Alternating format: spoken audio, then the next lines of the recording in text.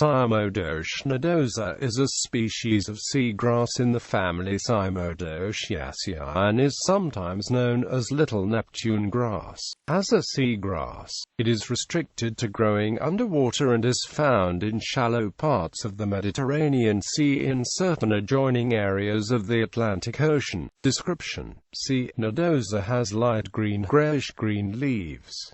They are very narrow but may be up to 40 centimeters long. Each leaf has 7 to 9 veins running along its length. The plant produces rhizomes which are only 1 millimeter in diameter and have leaf scars at intervals. Inconspicuous grass-like flowers are sometimes produced at the end of long stems in the spring when water temperatures begin to rise after their winter minimum. The pollen is liberated into the sea and the seeds remain dormant until the following spring.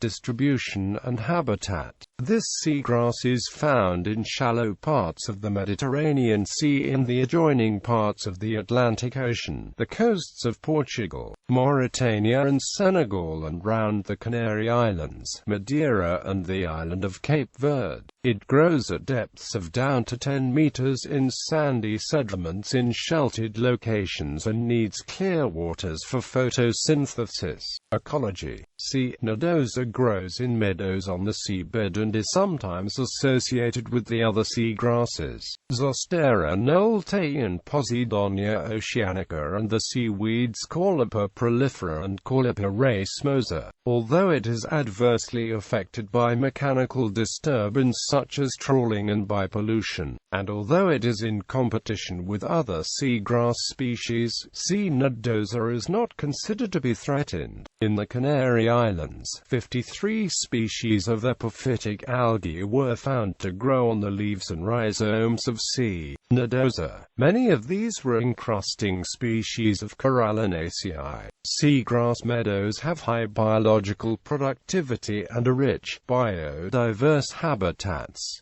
Fish species associated with C. nodosa in a coastal lagoon in southeast Spain include Athrina boyeri, Pomaticestis marmoratis, Lysa aurata, Lysa saliens, Syngnathes abasta and Aphania siberis. The meadows are an important rearing ground for juvenile fish. Invertebrates associated with seagrass meadows include polychaete worms, amphipods, isopods, decapods and mollusks. C. nodosa tends to grow in patches. This is because it favors unstable sandy sediments and subaqueous dunes tend to move over time. If the sand accretion is not too fast, the stolons can grow vertically through it, but the seagrass can be overwhelmed by rapid accretion. Patch death was mostly caused by erosion as roots were uncovered. Encrusting and drilling organisms increased and plants were swept away. The dune movement cycle tended to take 2 to 6 years, which gives the seagrass time to recolonize bare areas. Sand accretion also stimulates flowering, and dormant seeds can enable recolonization when conditions allow it.